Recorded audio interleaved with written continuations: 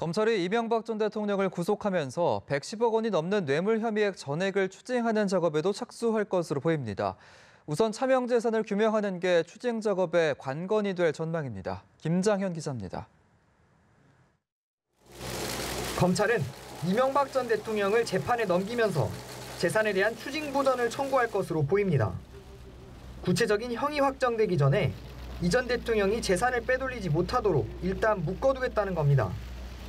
이 전 대통령의 뇌물 액수는 삼성의 다스 소송비 대납액 67억 원과 이팔성 전 우리금융 회장을 비롯한 민간 부문에서 받은 뇌물 36억, 국정원 특수활동비 7억 원 등 구속영장에 적시된 것만 줄잡아 110억 원대에 이릅니다.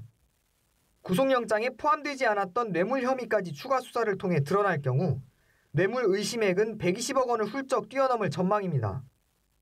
하지만 이 전 대통령 측은 이미 재산을 사회에 환원하는 등 논현동 자택 외에는 특별히 추징할 재산이 없다는 입장입니다. 실제로 2013년 공직자 재산 등록 관보 자료를 보면 이 전 대통령 재산은 46억 3천만 원으로 자택이 재산의 대부분이었습니다. 결국 추징 절차의 관건은 이 전 대통령의 각종 차명 재산 의혹을 규명해 숨겨진 재산을 파악하는 작업이 될 전망입니다.